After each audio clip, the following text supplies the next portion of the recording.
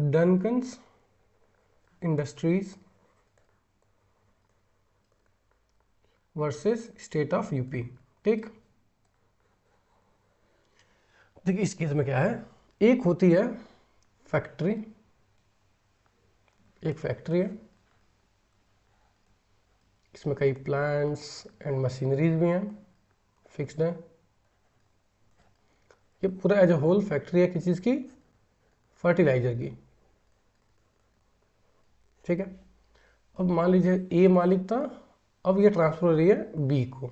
ठीक है, देखिए नाम इंपॉर्टेंट नहीं किसने किसको ट्रांसफर किया, जो इसमें इंपॉर्टेंट होता है कि कोर्ट ने रीजनिंग क्या दिया, किसी चीज़ को मूवेबल बताने का या किसी चीज़ को इमूवेबल बताने का। ठीक है, हमको रीजनिंग बजाना है। ठीक, तो ए ने बी को ये फर्टिलाइजर फैक्ट्री ट्रांसफर करने के लिए एक डीड बनाया, सेल डीड। उसमें लिखा कि we are transferring the fertiliser business. ठीक है, फर्टिलाइजर बिजनेस, ये लिखा as it is, as in where is, मतलब एज इट इज हम लोग फर्टिलाइजर बिजनेस को ट्रांसफर करना है बी को। ठीक है, तो जब ये रजिस्ट्रेशन कराने का डीड को, डीड का रजिस्ट्रेशन कराने का, रजिस्ट्रेशन कराने जब गए, रजिस्ट्रार रिजेक्ट किया और ऑब्जेक्शन रेज किया कि स्टैंप ड्यूटी जो है, जो स्टैंप ड्यूटी है ड्यूली पेड नहीं है, ड्यूली पेड नहीं है। तो इन्होंने बोला कि हाँ सर उसका तो रीजन है ना, हम इसको ऐसे बेच रहे हैं कि जो इसमें प्लांट्स एंड मशीनरीज हैं उसको हम एज ए मूवेबल बेच रहे हैं, उसको हम लोग मूवेबल ट्रीट करके बेच रहे हैं, और जो पूरा लैंड है, पूरा ये बिल्डिंग, लैंड और बिल्डिंग है, इसको हम लोग एज ए इमूवेबल बेच रहे हैं। तो देखिए दरअसल होता क्या है कि लैंड एंड बिल्डिंग का ही स्टैंप ड्यूटी लगता है, क्योंकि सेल ऑफ मूवेबल प्रॉपर्टी में स्टैंप ड्यूटी लगता है। ठीक है, इसमें बहुत कम या मे भी नहीं लगता है। ठीक, तो इनका स्टैंप ड्यूटी इसका जोड़ लिए थे, इसका जोड़े नहीं थे, और रजिस्ट्रार के हिसाब से जो प्लांट्स मशीनरी थे ये भी इमूवेबल प्रॉपर्टी ट्रीट किए जाएंगे। तो यही हमारा इशू क्रिएट हो गया कि क्या लैंड, क्या नहीं, क्या ये जो फर्टिलाइजर बिजनेस है, पूरा फर्टिलाइजर बिजनेस जो है, इसमें जो प्लांट्स एंड मशीनरी हैं वो मूवेबल होगा या इमूवेबल। ठीक है, इशू समझ में आया किस मूवेबल होगा या इमूवेबल, दोनों के कंटेंशन समझ में आया। एक जो बेच रहा है वो कह रहा है कि सर देखिए प्लांट्स मशीनरी बेचने का इंटेंशन मेरा अलग है, उसको हम लोग एज ए मूवेबल बेच रहे हैं, और जो लैंड एंड बिल्डिंग है उसको हम लोग एज ए इमूवेबल बेच रहे हैं, तो इसलिए स्टैंप ड्यूटी हम लोग इसका दिए हैं, और इसका हम लोग क्यों दें, क्योंकि वो तो मूवेबल है। तो और रजिस्ट्रार बोलता है कि नहीं सर, ये जो आपका पूरा फर्टिलाइजर बिजनेस है वो एक प्लांट मशीनरी और ये इसको अलग अलग नहीं करेगा, इसको भी इमूवेबल जोड़ेगा, इसको भी इमूवेबल ही जोड़ेगा, इसलिए स्टैंप ड्यूटी पूरा पे करिए। कोर्ट में आ जाता है केस। अब देखेंगे कोर्ट इस पर कहती क्या है। ठीक, इस में है कि क्या वो प्लांट्स मशीनरी जो है वो मूवेबल प्रॉपर्टी होंगे या इमूवेबल प्रॉपर्टी। ठीक है, चलिए कोर्ट कहता है हमको इसमें दो चीज़ कंसिडर करना है, two things to consider in this matter. What? two things to consider, that is first intention of party,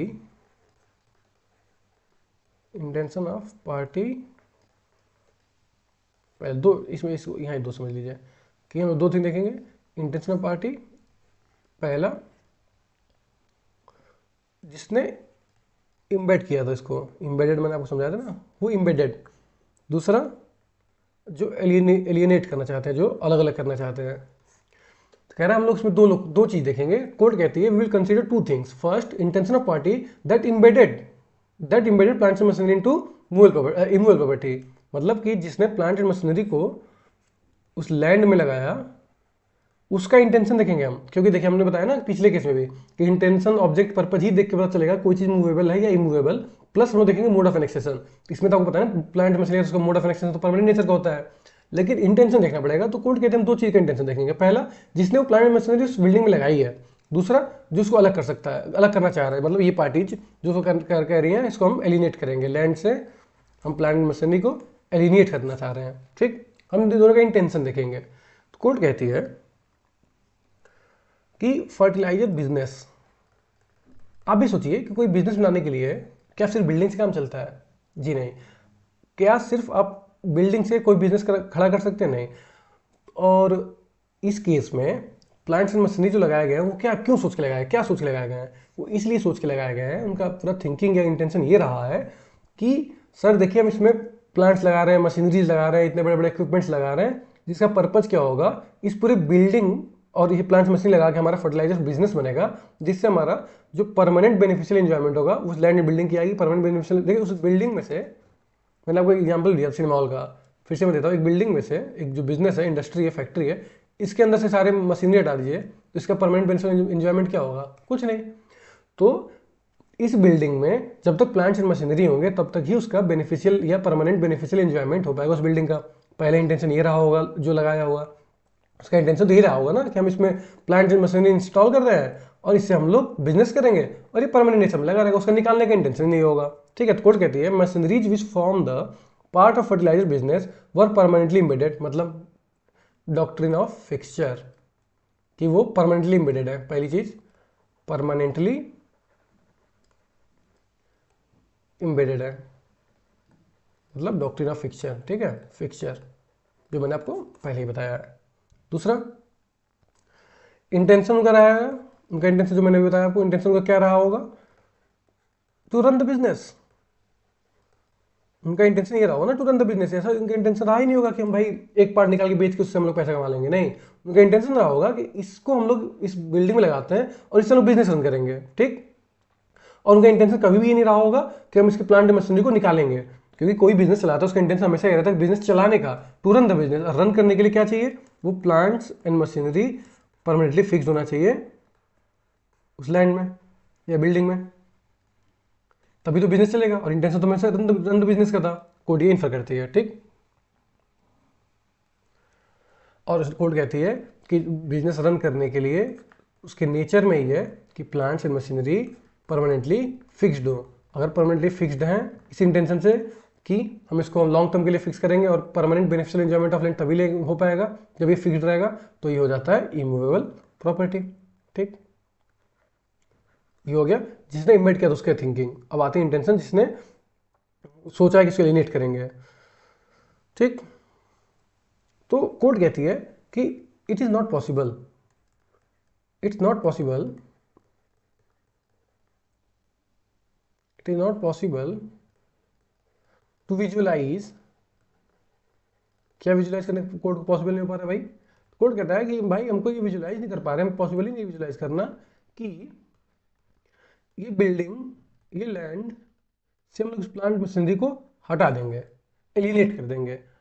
court कहा कि देखिए पर्पज ही आपका डिफीट हो जाएगा। जिसने लगाया उसका पर्पज है कि सर इसको हम क्या कहते हैं, इस बिजनेस को हम रन करेंगे। बिजनेस रन करने के लिए आप भी बताइए, आप कोई फैक्ट्री खोल रहे हैं और आप सोचते हैं कि हम बिजनेस रन करेंगे, तो बिजनेस रन करने क्या चाहिए? Lands and buildings plus plant and machinery.